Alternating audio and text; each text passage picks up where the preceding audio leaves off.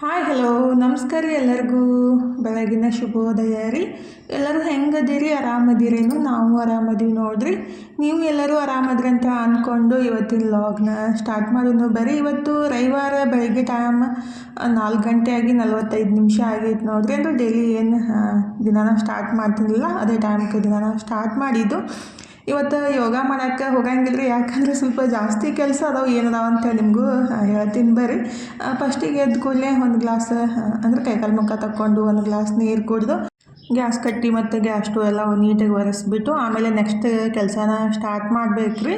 ಈಗಿದ್ರೆ gas stove ಮತ್ತು gas ಕಟ್ಟಿ ಮತ್ತು ಉಪ್ಪಿನ ಡಬ್ಬಿ ಮೇಲಿಂದು ಮಕ್ಕಳು ಅಡುಗೆ ಮಾಡ್ತಾರಲ್ರಿ, ಹೀಗಾಗಿ ಎಲ್ಲನೂ ಎಣ್ಣೆ ಕೈ ಮತ್ತು ಹಿಟ್ಟಿನ ಕೈ ಎಲ್ಲ ಹಿಡಿದ್ಬಿಟ್ಟು ಹೊಲಸಾಗಿರ್ತಾವೆ. ಹಾಗಾಗಿ ಸ್ವಲ್ಪ ಈ ಥರ ಬೆಳಗಿನ ಜಾವ ಟೈಮ್ ಇದ್ದಾಗ ಮೇಲಿನ ಸ್ವಲ್ಪ ಒರೆಸ್ಬಿಟ್ಟು ಇಟ್ಬಿಟ್ರೆ ನೋಡಕ್ಕೂ ಚಲೋ ಅನ್ಸೋತ್ರಿ. ಮತ್ತು ಜಾಸ್ತಿ ಗಲೀಜಂತ ಅನ್ಸಂಗಿಲ್ಲ ರೀ. ಟೈಮ್ ಸಿಕ್ಕಾಗ ಸ್ವಲ್ಪ ಜಾಸ್ತಿ ಕ್ಲೀನ್ ಮಾಡೋಕ್ಕಿಂತ ಸ್ವಲ್ಪ ಹೊಲಸು ಅದೆಲ್ಲ ಎಷ್ಟಾದ್ರೂ ಕ್ಲೀನ್ ಮಾಡಿಬಿಟ್ರೆ ಬೆಸ್ಟ್ ಅನ್ಸುತ್ತೆ ನೋಡಿರಿ. ನಾನು ಅಷ್ಟೇ ಎಲ್ಲಿ ಹೊಲಸು ಅನ್ಸುತ್ತಲ್ಲ ಅದಷ್ಟು ಒರೆಸ್ಕೊಂಡ್ಬಿಡ್ತೀನಿ, ಅಂದರೆ ಭಾಳ ಗಲೀಜಂತ ಅನ್ಸಂಗಿಲ್ಲ ರೀ. ಈಗ ಗ್ಯಾಸ್ ಸ್ಟವ್ ಗ್ಯಾಸ್ ಕಟ್ಟಿ ಎಲ್ಲ ನೀಟಾಗಿ ಒರೆಸ್ಬಿಟ್ಟು ಗ್ಯಾಸ್ ಸ್ಟವ್ಗೆ ಅರಿಶಿನ ಕುಂಕುಮ ಹಚ್ಚಿ ಇವತ್ತು ಫ್ರಿಡ್ಜ್ ಕ್ಲೀನ್ ಮಾಡೋಕ್ಕಾಗಲಿ ಮತ್ತು ಗ್ಯಾಸ್ ಸ್ಟವ್ ಕ್ಲೀನ್ ಮಾಡೋಕ್ಕಾಗಲಿ ಒಂದು ಲಿಕ್ವಿಡ್ ರೆಡಿ ಮಾಡ್ತೀನಲ್ರಿ, ಅದು ಖಾಲಿಯಾಗಿತ್ತು. ಆ್ಯಕ್ಚುಲಿ 1 ವಾರ ಮ್ಯಾಲೆ ಇತ್ತು ಖಾಲಿಯಾಗಿ, ರೆಡಿ ಮಾಡೋಕ್ಕನ ಆಗಿಲ್ಲ ನೋಡಿರಿ. ಆವಾಗ ಮಾಡೋಣ ಇವಾಗ ಮಾಡೋಣ ಅಂತೇಳಿ ಅಂದ್ಕೊಂಡು ಮಾಡೋಕ್ಕನ ಆಗಿತ್ತಿಲ್ಲ ರೀ. ಲಿಕ್ವಿಡ್ ಏನೈತಲ್ಲ ಸ್ಪ್ರೇ ಮಾಡಿಬಿಟ್ಟು ರಾತ್ರಿ ಹೊತ್ತು ಗ್ಯಾಸ್ ಸ್ಟವ್ ಗ್ಯಾಸ್ ಕಟ್ಟಿ ಒರೆಸ್ಬಿಟ್ರೆ ಮನೆಯೊಳಗೆ ಜಂಡ್ಗ ಆಗಿದ್ರೂ ಕಮ್ಮಿ ಆಗ್ತಾವೆ ನೋಡಿರಿ. ಅಂದರೆ ಒಂದು ವರ್ಷದಿಂದ ನಮ್ಮ ಮನೆಯೊಳಗೂ ಫಸ್ಟ್ ಟೈಮ್ ಭಾಳ ಜಂಡ್ಗ ಆಗಿಬಿಟ್ಟಿದ್ದು ರೀ. ಆಲ್ರೆಡಿ ನಾನು ಲಾಗ್ ಒಳಗೆ ಹಾಕಿದ್ದೆ ಫ್ರಿಜ್ ಕೆಳಗೆಲ್ಲ ಮತ್ತು ಗ್ಯಾಸ್ ಸ್ಟವ್ ಮತ್ತು ಗ್ಯಾಸ್ ಕಟ್ಟಿ ಒಳಗೆ, ಅಂದರೆ ಗ್ಯಾಸ್ ಕಟ್ಟಿ ಕೆಳಗೆಲ್ಲ ಸಣ್ಣ ಸಣ್ಣ ಸಂದಿ ಇರ್ತಾವಲ್ಲ ಅಲ್ಲೆಲ್ಲ ಸಣ್ಣ ಸಣ್ಣ ಮರಿ ಥರ ಆಗಿಬಿಟ್ಟಿದ್ದು. ಈ ಥರ ಅದು ರೆಡಿ ಮಾಡಿ ಸ್ಪ್ರೇ ಮಾಡಿ ರಾತ್ರಿ ಹೊತ್ತು ಒರೆಸ್ಬಿಟ್ರೆ ಅದು ಜಂಡ್ಗ ಆಗೋದನ್ನು ಕಮ್ಮಿ ಆಗುತ್ತೆ ನೋಡಿರಿ. ಅಂದರೆ ನಾನು ಫಾಲೋ ಮಾಡೋದು ನಿಮಗೂ ಯೂಸ್ ಆಗ್ಬೋದು ಅಂತೇಳಿ ನಾನು ಶೇರ್ ಮಾಡಾಕತ್ತಿದ್ದು. ಈ ಕಡೆ ಒಂದು ಅರ್ಧ ಲೀಟ್ರ್ ನೀರಿಗೆ ಒಂದು 4-5 ಪೀಸಷ್ಟು ಅದು ಆರೆಂಜ್ ಸಿಪ್ಪಿನ ಹಾಕಿಬಿಟ್ಟು ಕುದಿಸಾಕಿಟ್ಟಿನಿ ನೋಡಿರಿ. ಚಲೋತ್ನಾಗ ಒಂದು 5 ನಿಮಿಷ ಕುದಿಸ್ಕೋಬೇಕು. ಆರೆಂಜ್ ಸಿಪ್ಪಿ ಅಥವಾ ಒಂದು 2 ಹೋಳ ನಿಂಬೆಹಣ್ಣು ಹಾಕಿಬಿಟ್ಟು ಒಂದು 5 ನಿಮಿಷ ಕುದಿಸ್ಬೇಕ್ರಿ ನೀರು. ಈಗಿದ್ರೆ ಅದನ್ನ ಕುದಿಸಾಕಿಟ್ಬಿಟ್ಟು ಈ ಕಡೆ ತಲೆಗೆ ಎಣ್ಣೆ ಹಚ್ಕೊಂಡ್ಬಿಟ್ರೆ ಆಗುತ್ತಂತೇಳಿ ತಲೆಗೆಲ್ಲ ಎಣ್ಣೆ ಹಚ್ಕೊಂಡು ಮತ್ತು ಅಡುಗೆ ಮನೆಗೆ ಬಂದು ಅದನ್ನ ಕುದಿಸಾಕಿಟ್ಟಿದ್ದೆ ಅಲ್ಲರಿ. ಚಲೋತ್ನಾಗ ಒಂದು ರೌಂಡ್ ಮಿಕ್ಸ್ ಮಾಡಿಬಿಟ್ಟು ಅಂದರೆ ಕದಲ್ಬಿಟ್ಟು ಗ್ಯಾಸ್ ಬಂದ್ ಮಾಡ್ಕೊಂಡ್ಬಿಡ್ಬೇಕು ನೋಡಿರಿ. ಗ್ಯಾಸ್ ಬಂದ್ ಮಾಡಿ 1 ಚಮಚದಷ್ಟು ಬೇಕಿಂಗ್ ಸೋಡಾನ ಹಾಕಂತೀನಿ ನೋಡಿರಿ. ಬೇಕಿಂಗ್ ಸೋಡಾ ಹಾಕೋದ್ರಿಂದ ನಾವು ಯಾವುದಕ್ಕಾದ್ರೂ ಸ್ಪ್ರೇ ಮಾಡಿ ಒರೆಸ್ತೀವಲ್ರಿ ನೀಟಾಗಿ ಕ್ಲೀನ್ ಆಗುತ್ತೆ.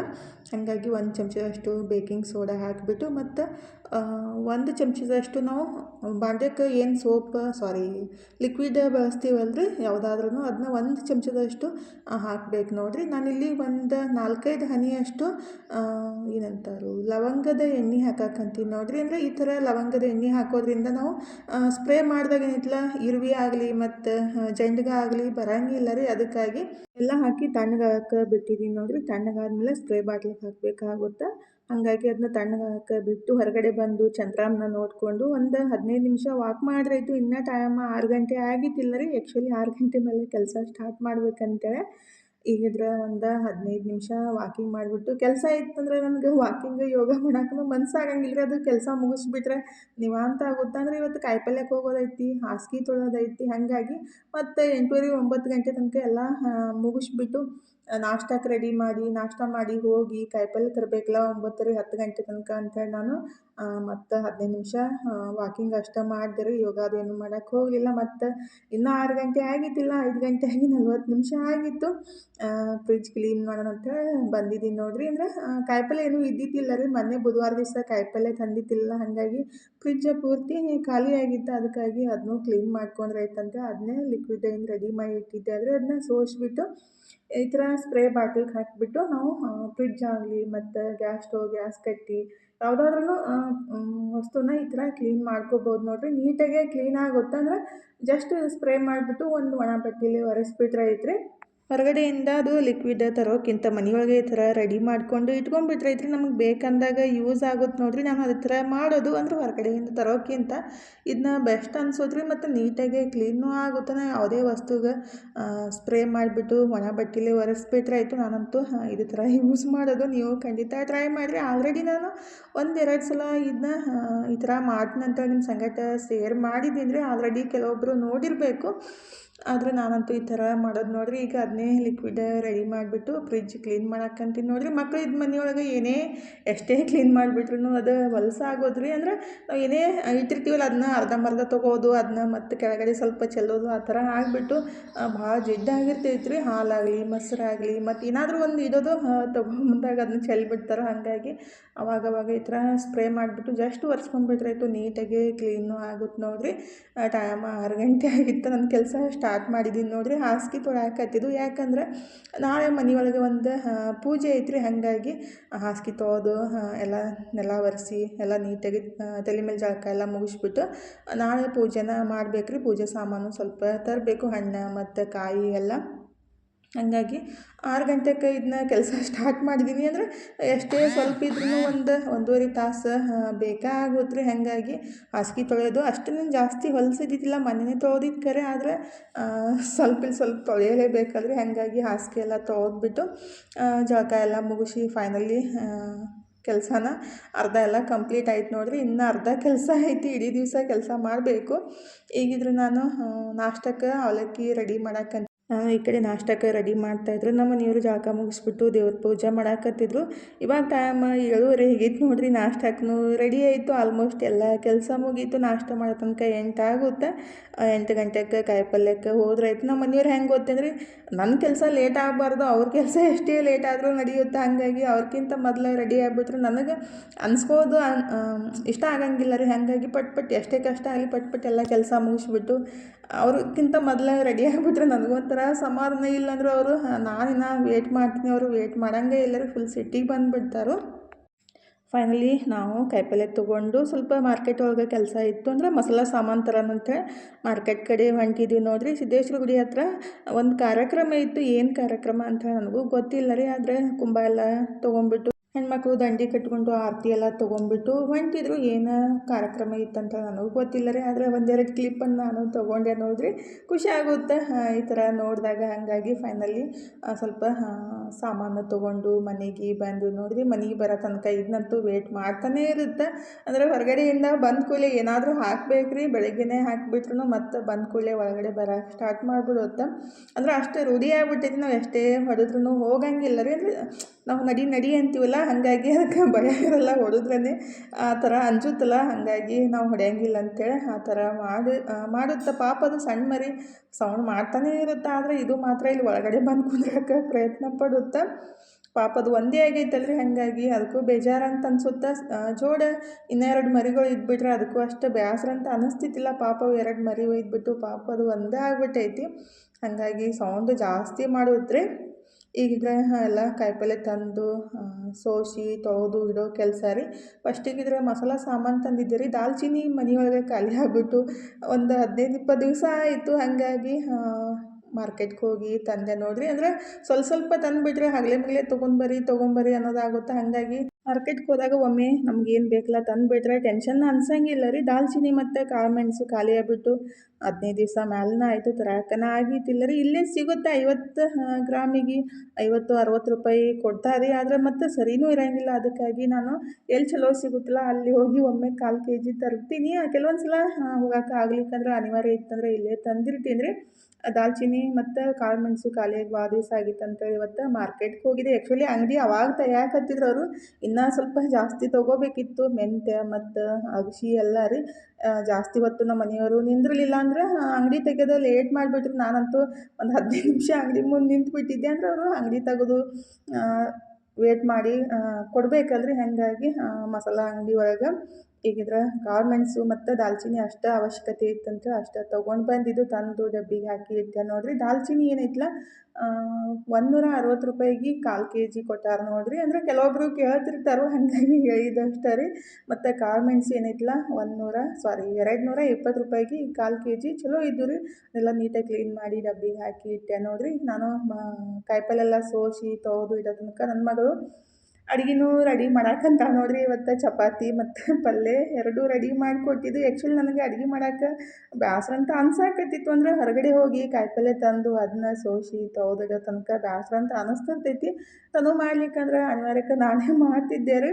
ನಾನು ವಿಡಿಯೋ ಎಡಿಟ್ ಮಾಡ್ಕೊಂತ ಕೂತಿದ್ದೆ. ಹಾಕೋಣ ಇವತ್ತು ಮಧ್ಯಾಹ್ನ ಮೇಲೆ ಅಂತೇಳಿ ನನ್ನ ಮಗಳು ಈ ಕಡೆ ಟೊಮೊಟೊ ಪಲ್ಯ ಚಪಾತಿ ಮಾಡಾಕತ್ತಿದ್ಲು. ಮಾಡ್ತಾವ್ರಿ, ಮಾಡಂಗಿಲ್ಲ ಅಂತಲ್ಲ. ಆದರೆ ಜಾಸ್ತಿ ದೊಡ್ಡ ಚಪಾತಿ ಮಾಡೋಕ್ಕಾಗಂಗಿಲ್ಲ. ಇಷ್ಟಿಷ್ಟ ಮಾಡ್ತಾಳೆ, ಮತ್ತು ಜಾಸ್ತಿ ಮಾಡಿಬಿಟ್ರೆ ಆಕೆಗೆ ಬೇಸರ ಅಂತ ಅನಿಸ್ತೈತಿ. ಹಾಗಾಗಿ ಮನ್ಷ್ಯಾಗ ಒಂದು 2 3 ಮಾಡಿಕೊಡ್ತಾಳೆ. ಅದು ಸಣ್ಣ ಸಣ್ಣ ಮಾಡಿರ್ತಾಳಲ್ಲ, ಹಾಗಾಗಿ ನಾನೇ ಮಾಡ್ತೀನಮ್ಮ ಅಂತ ಅಂತಿರ್ತೀನಿ. ಆದರೆ ಇವತ್ತು ರೆಡಿ ಮಾಡಿಬಿಟ್ಟು, ಊಟ ಮಾಡಿರಿ ಮಮ್ಮಿ, ಬಿಸಿ ಬಿಸಿ ಚಪಾತಿ ತಣ್ಣಗಾಗ್ಬಿಡ್ತಾವ ಅಂತ ಹೇಳಕತ್ತಿದ್ಲು. ಹಾಗಾಗಿ ನಾನೇ ಫಸ್ಟ್ ಊಟ ಮಾಡಿದ್ದು ನೋಡ್ರಿ. ಮಸ್ತಾಗಿ ತನು ಮಾಡಿ ಟೊಮೆಟೊ ಮತ್ತು ಚಪಾತಿ, ಟೊಮೆಟೊ ಪಲ್ಯ ಮತ್ತು ಚಪಾತಿ. ತನ್ನೊಂದು ಕೆಲಸ ಏನು ನೋಡ್ರಿ, ನಾಯಿ ಮರಿದ ವಿಡಿಯೋ ಮಾಡಿದ್ಲು. ಅದನ್ನೇ ಸ್ವಲ್ಪ ಕ್ಲಿಪ್ಪನ್ನು ಹಾಕಿದ್ದೀನಿ. ಅಂದರೆ ಸಣ್ಣ ಮರಿ ಯಾವ ಥರ ತಿರುಗಾಡುತ್ತಂತೆ ಆಕಿನ ಖುಷಿಗೋಸ್ಕರ ಒಂದು ಇಷ್ಟ ವಿಡಿಯೋ ಮಾಡಿಟ್ಟಿದ್ಲು. ಅದರೊಳಗೆ ಸ್ವಲ್ಪನೇ ಆ್ಯಡ್ ಮಾಡಿದ್ದು. ಈಗಿದ್ರೆ ಟೈಮ್ 6 ಗಂಟೆ ಆಗಿ ಹೋಗೈತೆ ನೋಡ್ರಿ. ನಾನು ಕೈಕಾಲು ಮುಖ ತೊಗೊಂಡು ದೇವ್ರ ಮುಂದೆ ದೀಪ ಹಚ್ಚಿ, ಈಗಿದ್ರೆ ನಾನು ಗರಂ ಮಸಾಲ ಮತ್ತು ಧನಿಯಾ ಪುಡಿ, ಹಿಂಗಿನ ಪುಡಿ ಖಾಲಿ ಆಗಿತ್ತು, ಅದನ್ನೇ ರೆಡಿ ಮಾಡಾಕಂತೀನಿ ನೋಡ್ರಿ. ಆಲ್ರೆಡಿ ನಾನು ಗರಂ ಮಸಾಲ ಮತ್ತು ಧನಿಯಾ ಪುಡಿ ಯಾವ ಥರ ಮಾಡ್ತೀನಂತ ನಿಮ್ಮ ಸಂಗಟ ಶೇರ್ ಮಾಡ್ಕೊಂಡಿದ್ದೀನಿ ರೀ. ನಾನು ಹೊರಗಡೆಯಿಂದ ತರಕ್ಕೆ ಹೋಗಂಗಿಲ್ಲ ರೀ, ಮನೆಯೊಳಗೆ ನಾನೇ ರೆಡಿ ಮಾಡೋದು. ಅಂದರೆ ಮಿಕ್ಸಿಗೆ ಹಾಕ್ಬಿಟ್ಟು ರೆಡಿ ಮಾಡ್ಕೊತೀನಿ. ಫ್ರೆಶ್ ಆಗೂ ಇರುತ್ತೆ, ಪರಿಮಳನೂ ಚಲೋ ಇರುತ್ತೆ. ಮತ್ತು ನೀವು ಹೊರಗಡೆ ತಂದಿದ್ದು ಅಥವಾ ಮನ್ಯಾಗ ಮಾಡಿದ್ದು ಎರಡೂ ಕಂಪೇರ್ ಮಾಡಿಬಿಟ್ರೆ ಮನ್ಯಾಂದ ಬೆಸ್ಟ್ ಅಂತ ಅನಿಸುತ್ತೆ. ಸ್ಮೆಲ್ಲು ಚಲೋ ಇರುತ್ತೆ, ಟೇಸ್ಟ್ನೂ ಚಲೋ ಇರುತ್ತೆ ರೀ. ಹಾಗಾಗಿ ನಾನು ಮನ್ಯಾಗನ ರೆಡಿ ಮಾಡೋದು. ಯಾವುದೇ ಮಸಾಲ ಪದಾರ್ಥಗಳು ಜಾಸ್ತಿ ದಿವಸ ಮಾಡಿಟ್ಟಷ್ಟು, ಅಂದರೆ 4 ತಿಂಗಳು 6 ತಿಂಗಳು ಆ ಥರ ಮಾಡಿಟ್ಟಷ್ಟು ಅದು ಸ್ಮೆಲ್ ಕಮ್ಮಿ ಆಗ್ತಾ ಹೋಗುತ್ತೆ, ಮತ್ತು ಟೇಸ್ಟ್ನೂ ಕಮ್ಮಿ ಆಗುತ್ತೆ ರೀ. ಬೇಕಂದಾಗ 15 ದಿವಸಿಗೆ, ತಿಂಗಳಿಗೆ 2 ತಿಂಗಳಿಗೆ ಆಗೋಷ್ಟನ್ನು ಮನೆಯೊಳಗೆ ರೆಡಿ ಮಾಡ್ಕೊಳ್ಳೋದು ಬೆಸ್ಟ್ ನೋಡಿರಿ. ಈಗಿದ್ರೆ ನಾನು ಹಿಂಗಿನ ಪುಡಿನ ಫಸ್ಟಿಗೆ ರೆಡಿ ಮಾಡಿ ಬಾಟಲ್ ಒಳಗೆ ಹಾಕತ್ತಿದ್ದೆ. ನನ್ನ ಮಗಳು ಇದ್ರೆ ಧನಿಯಾ ಹುರಿತೀನಿ ಮಮ್ಮಿ ನಾ ಅಂತೇಳಿ ತೊಳಕ್ಕೆ ಹೋದ್ಲು. ಹಿಂಗೂ ಸ್ವಲ್ಪ ಚೆಲ್ತು, ಮತ್ತು ಕ್ಲೀನ್ ಮಾಡ್ಕೊಂಬಿಟ್ಟು ಈಗಿದ್ರೆ ಅದು ಗರಂ ಮಸಾಲ ಮಾಡೋಕೆ ಎಲ್ಲ ಹುರಿದಿಟ್ಟಿದ್ದೆ. ಆದರೆ ಸಿಂಪಲ್ ಮನೆಯೊಳಗೆ ಏನು ಹೋಲ್ ಮಸಾಲ ಇರುತ್ತದ್ರಿ, ಅದನ್ನೆಲ್ಲ ತೊಗೊಂಬಿಟ್ಟು ಸಣ್ಣ ಉರಿ ಒಳಗೆ ಹುರಿದು ಮಿಕ್ಸಿಗೆ ಹಾಕಿ ಪುಡಿ ಮಾಡ್ಕೊಂಡ್ರೆ ಆಯಿತು. ಆ್ಯಕ್ಚುಲಿ ನಾವು ಕುಟ್ಟಿ ಏನು ಪುಡಿ ಮಾಡ್ತೀವಲ್ರಿ, ಇನ್ನೂ ಬೆಸ್ಟ್ ಇರುತ್ತೆ. ಅದು ಜಾಸ್ತಿ ಹೀಟ್ ಆಗಿರಲ್ಲ, ಅಂದರೆ ಎಲ್ಲ ಕಡೆ ಕುಟ್ಟಿದ್ದೆ ಜಾಸ್ತಿ ಸಿಗಂಗಿಲ್ಲ ರೀ, ಮತ್ತು ನೀಟಾಗಿ ಮಾಡಿರಲ್ಲ. ಹಾಗಾಗಿ ನಾನು ಮನ್ಯಾಗನ ರೆಡಿ ಮಾಡೋದು. ಘಮ ಅಂತೂ ಮಸ್ತ್ ಇರುತ್ತೆ ನೋಡ್ರಿ. ಅದನ್ನೂ ರೆಡಿ ಮಾಡಿ ಪ್ಲೇಟಿಗೆ ಹಾಕಿ ಇಟ್ಟಿದ್ದೀನಿ. ಸ್ವಲ್ಪ ತಣ್ಣಗಾದ್ಮೇಲೆ ಡಬ್ಬಿಗೆ ಹಾಕಿ ಇಟ್ರೆ ನಾಳೆ ನಾನು ಹುಗ್ಗಿ ಮಾಡ್ಬೇಕಂತೇಳಿ ರೆಡಿ ಮಾಡ್ಕೊಳಕಂತೀನಿ ನೋಡ್ರಿ. ಅಂದರೆ ಈ ಥರ ಮಾಡಿಬಿಟ್ರೆ ನಾಳೆ ಬೆಳಿಗ್ಗೆ ಜಲ್ದಿ ಆಗುತ್ತೆ ಅಂತೇಳಿ, ಇಲ್ಲಾಂದರೆ ಹುಗ್ಗಿನ ಜಾಸ್ತಿ ಹೊತ್ತು ಟೈಮ್ ತೊಗೊಂಡು ಕುದಿಸ್ಬೇಕಾಗುತ್ತಂತೇಳಿ ಈ ಥರ ಮಾಡಾಕತ್ತಿದ್ದು. ಫಸ್ಟಿಗೆ ಹುಗ್ಗಿ ಅಕ್ಕಿ ಅಂತೀವಿ ನಾವು, ಹುಗ್ಗಿ ಅಂದರೆ ಗೋಧಿಗೆ ಸ್ವಲ್ಪ ನೀರು ಹಚ್ಚಿಬಿಟ್ಟು ಅವಾಗೆಲ್ಲ ಒಳ್ಳಾಗ ಕುಟ್ತಿದ್ರು. ಇವಾಗ ನಮಗೆಲ್ಲ ಒಳ್ಳಾಗ ಕುಟ್ಟೋದು ಆಗಲ್ಲ, ಮತ್ತು ಒಳ್ಳು ಇಲ್ಲಲ್ರಿ. ಹಾಗಾಗಿ ಈ ಥರ ನಾನು ಮಿಕ್ಸಿಗೆ ಹಾಕಿ ಸ್ವಲ್ಪ ನೀರನ್ನು ಚಿಮ್ಕಿಸಿ ಜಸ್ಟ್ ಮಿಕ್ಸಿಗೆ ಪಲ್ಸ್ ಮೋಡೊಳಗೆ ಮಿಕ್ಸಿ ಮಾಡ್ಕೊತೀನಿ ರೀ. ಜಾಸ್ತಿನೇ ಸ್ವಲ್ಪ ಇವತ್ತು ಸ್ವಲ್ಪ ಪುಡಿ ಜಾಸ್ತಿ ಆಯ್ತು ಅಂತ ಅನ್ಸಾಕತ್ತಿತ್ತು. ಜಾಸ್ತಿ ಏನೋ ವಿಚಾರ ಮಾಡ್ಕೊತಾರೆ. ಈಗಿದ್ರೆ ಅದು ಒಂದು ಬೊಗಣಿ ತೊಗೊಂಬಿಟ್ಟು ಅದನ್ನ ಒಂದು 4-5 ಸಲ ಸ್ವಚ್ಛಗೆ ತೊಳ್ಕೊಬೇಕು ರೀ. ಅಂದರೆ ಕೇರ್ಬಿಟ್ಟು ತೊಳಿಬೋದು. ನಾನು ಕೇರೋದೆಲ್ಲಿ ಅಂತ ಡೈರೆಕ್ಟೇ ಒಂದು 4-5 ಸಲ ಸ್ವಚ್ಛಗೆ ತೊಳೆದಿದ್ದೀನಿ ನೋಡಿರಿ. ಎಲ್ಲ ಮ್ಯಾಲಿನ ಸಪ್ಪೆಲ್ಲ ಹೋಗಿಬಿಡುತ್ತೆ. ಅಂದರೆ ಇವಾಗ ನಾನು ತೊಳೆದು ನೆನೆಸಿಟ್ಬಿಟ್ರೆ ಬೆಳಗ್ಗೆ ಜಲ್ದಿ ಕುದಿಯುತ್ತಂತ ನಾನು ಕೆಲವೊಬ್ರು ಹೇಳಿದ್ದನ್ನು ಕೇಳಿದ್ದೀನಿ ರೀ. ಹಾಗಾಗಿ ಆ ಥರ ತೊಳೆದು ಇಟ್ಟಿದ್ದೀನಿ. ನಾಳೆ ಬೆಳಗ್ಗೆ ಜಲ್ದಿ ಹುಗ್ಗಿ ರೆಡಿ ಮಾಡ್ಬೇಕಂತ ಹೇಳಿ ತನಗೆ ಮೂಗ್ಬಟ್ಟ ಹಾಕ್ಸ್ಕೊಂಡು ಬರೋಣಂತೆ ಬಂಗಾರ ಅಂಗಡಿಗೆ ಬಂದು ನೋಡ್ರಿ. ಅಂದರೆ ಫಸ್ಟ್ ಒಂದು ಸಲ ಹಾಕ್ಸಿದ್ದೀವಿ, ಅದು ನೋವಾಗುತ್ತಂತ ತೆಗೆದುಬಿಟ್ಲು. ಹಾಗಾಗಿ ಮನ್ಯಾಗ ಹಾಕಕ್ಕೆ ಹೋಗ್ಬಿಟ್ರೆ ಅದನ್ನ ಫುಲ್ ಬ್ಯಾನ್ ಆಗುತ್ತಂತ ಆವಾಗ ಸ್ಟಾರ್ಟ್ ಮಾಡಿಬಿಡ್ತಾಳೆ. ಅದಕ್ಕಾಗಿ ಬಂಗಾರ ಅಂಗಡಿಗೆ ಕರ್ಕೊಂಡ್ಬಂದುಬಿಟ್ಟು ಮೂಗ್ನಂತ ಹಾಕ್ಸ್ಕೊಂಡು ಬಂದೀವಿ ನೋಡ್ರಿ. ಇವಾಗಂತೂ ಬಂಗಾರ ರೇಟ್, ಅವಾಗೆಲ್ಲ ನಾವು ಮೂಗ್ನಂತ ತೊಗೋಬೇಕಂದ್ರೆ 200-300 ರೂಪಾಯಿಗೆಲ್ಲ ಬರ್ತಿತ್ತು. ಇವಾಗಿದ್ರೆ 1,1000 ರೂಪಾಯಿ ಬೇಕು ನೋಡ್ರಿ ಇಷ್ಟು ಸಣ್ಣ ಮೂಗ್ಬಟ್ಟ ತೊಗೊಳಕ್ಕೆ. ಈಗಿದ್ರೆ ಮೂಗ್ಬಟ್ಟನ ತೊಗೊಂಡು ತನಗೆ ಹಾಕ್ಸ್ಕೊಂಡು ಈಗಿದ್ರೆ ಇಲ್ಲಿ ಗಣಪತಿ ಗುಡಿ ಇತ್ತು, ಅಲ್ಲೇ ಬಂದು ನಮಸ್ಕಾರ ಮಾಡಿ ಒಂದು 10 ನಿಮಿಷ ಕುಂತು ಫೈನಲಿ ಮನೆಗೆ ಹೋಗೋಣ ಅಂತೇಳಿ ಫೈನಲಿ ಮನೆಗೆ ಬಂದೀವಿ ನೋಡ್ರಿ. ನನ್ನ ಮಗ ಬರಟ್ಗೆ ಅಡುಗೆ ರೆಡಿ ಮಾಡಿ ಇಟ್ಟಿದ್ದಾರೆ. ಅಂದರೆ ನಾವು ಈ ಕಡೆ ನಾನು ಮತ್ತು ನಮ್ಮ ಮನೆಯವ್ರು ಬೇರೆ ಕೆಲಸ ಇತ್ತು, ಹಾಗಾಗಿ ನಮ್ಮನ್ನಲ್ಲಿ ಬಿಟ್ಟು ಅವರು ಬೇರೆ ಕೆಲಸಕ್ಕೆ ಹೋಗಿದ್ರು. ನಾವು ಮುಗ್ನಂತ ಹಾಕ್ಸ್ಕೊಂಡು ಗಣಪತಿ ಗುಡಿಯೊಳಗೆ ನಮಸ್ಕಾರ ಮಾಡಿ ಕುಂತಿದ್ದೀವಿ. ಮತ್ತು ಅವರು ಕರ್ಯಾಕೆ ಬಂದ್ರೆ ಒಂದು ಅರ್ಧ ತಾಸು ಮ್ಯಾಲನೇ ಆಗೈತ್ರಿ. ಆವಾಗ ಕರ್ಯಾಕೆ ಬಂದರು. ಮತ್ತು ಬಂದೀವಿ ನೋಡ್ರಿ. ಮನು ಬರಟಿಗೆ ಮಸಾಲ ರೈಸ್ ಮತ್ತು ಹಪ್ಪಳ ಸಂಡ್ಗೆ ಎಲ್ಲ ಫ್ರೈ ಮಾಡಿ ಇಟ್ಟಿದ್ದಾರೆ. ಮಕ್ಕಳು ಈ ಥರ ತಂದೆ ತಾಯಿ ಹೊರಗಡೆ ಹೋದಾಗ ಬರಟಿಗೆ ಅಡುಗೆ ಮಾಡಿಟ್ರೆ ಎಷ್ಟು ಖುಷಿ ಆಗುತ್ತಲ್ರಿ ನೋಡ್ರಿ. ಹಿಂಗೆ ಬಿಸ್ಕೋತ್ ನಮಗೆ ಬೈತದ. ಮತ್ತು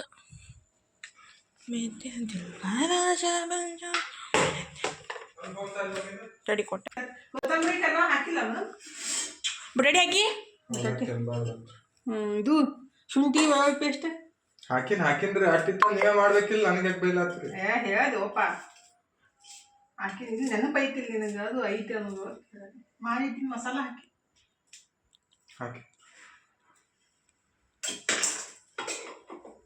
ಮನೋಬರಟ್ಗೆ ಅಡುಗೆ ಮಾಡಿ ಇಟ್ಟಿದ್ದಾರೆ ಮಸಾಲ ರೈಸ್ ಮತ್ತು ಹಪ್ಪಳ ಸ್ಯಾಂಡ್ವಿ ಎಲ್ಲ ಕರೆದ್ಬಿಟ್ಟು ಮಸ್ತಾಗಿ ಊಟ ಮಾಡಿದ್ವಿ ನೋಡಿರಿ ಇವತ್ತಿನ ಲಾಗ್ನ ಇಲ್ಲೇ ಮುಗಿಸೋಂದ್ರಿ ಇವತ್ತಿನ ಲಾಗ್ ಇಷ್ಟ ಆಗಿದ್ರೆ ಲೈಕ್ ಮಾಡಿ ಶೇರ್ ಮಾಡಿ ಸಬ್ಸ್ಕ್ರೈಬ್ ಮಾಡಿಕೊಂಡು ಸಪೋರ್ಟ್ ಮಾಡಿರಿ ಥ್ಯಾಂಕ್ ಯು ಫಾರ್ ವಾಚಿಂಗ್ ರೀ ಬಾಯ್